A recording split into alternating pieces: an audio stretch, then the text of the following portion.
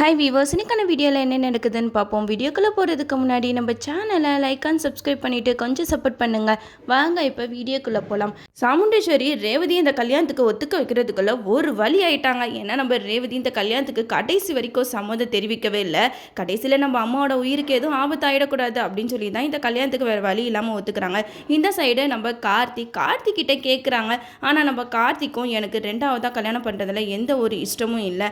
ஆனால் இவ்வளோ பெரிய மனுஷன் என் காலில் விழுந்ததுக்கு அப்புறமும் நான் இந்த கல்யாணத்துக்கு ஒத்துக்கலைன்னா அப்புறம் நான் மனுஷனே கிடையாது அப்படிங்கிற மாதிரி பாட்டிக்கிட்ட பேசிக்கிட்டு இருக்காங்க. நான் ரேவதியை கல்யாணம் பண்ணிக்கிட்டதுல தான் உங்களுக்கு சந்தோஷம்னா உங்கள் சந்தோஷத்துக்காக நான் ரேவதியை கல்யாணம் பண்ணிக்கிறேன் அப்படின்னு சொல்லிட்டு கார்த்திக்கும் இந்த கல்யாணத்துக்கு ஒத்துக்கிறாங்க. 2 பேர் கல்யாணமும் நல்லபடியாக நடக்குது.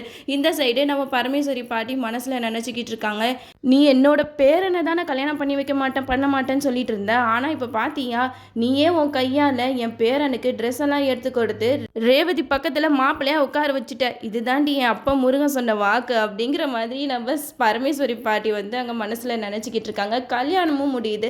கடைசி நேரத்தில் நம்ம ரேவதிக்கு கார்த்தி பற்றின விஷயம் எல்லாம் தெரிய வந்துடும் போல. ஏன்னா என்னதான் இருந்தாலும் இந்த கல்யாணம் முடிஞ்சதுக்கு அப்புறம் கார்த்தி யாருங்கிற விஷயம் நம்ம சாமுண்டேஸ்வரிக்கு தெரிய வந்துடும். கார்த்தி பற்றின விஷயத்த சாமுண்டேஸ்வரி தெரிஞ்சதுக்கு அப்புறம் ரேவதி கழுத்தில் இருக்க தாலியை கலட்டி வீசி எறிய சொல்லுவாங்க.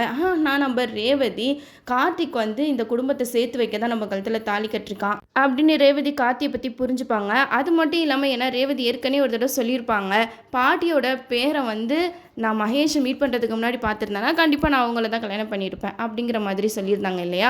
இப்போ அதுக்கான சூழல் எல்லாமே அமைஞ்சிருச்சு. பரமேஸ்வரி பாட்டியோட பேரை தான் கார்த்திக் அப்படிங்கிற உண்மை நம்ம ரேவதிக்கு தெரிஞ்சதுக்கப்புறம் சாமுண்டேஸ்வரி அந்த தாலியை கலட்டி வீச சொன்னால் கூட நம்ம ரேவதி அந்த தாலியை கலட்டி வீச மாட்டாங்க.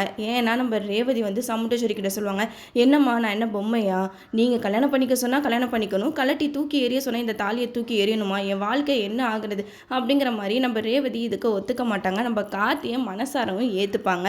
இப்படியெல்லாம் தான் எபிசோட் போடுறதுக்கு நிறைய வாய்ப்புகள் இருக்குது. கடைசியில் எல்லாரும் சேர்ந்து சாமுண்டேஸ்வரிக்கு தான் பெரிய அப்பா வைக்க போகிறாங்க. நம்ம சாமுண்டேஸ்வரிக்கு இதெல்லாம் தெரிஞ்சிச்சுன்னா என்ன மாதிரி ரியாக்ஷன் பண்ணுறாங்கன்னு நம்மளும் வெயிட் பண்ணி பார்ப்போம். ஓகே வீவர்ஸ், இந்த வீடியோ உங்களுக்கு பிடிச்சிருந்தா லைக் பண்ணுங்கள், மறக்காமல் நம்ம சேனலை சப்ஸ்கிரைப் பண்ணிடுங்க.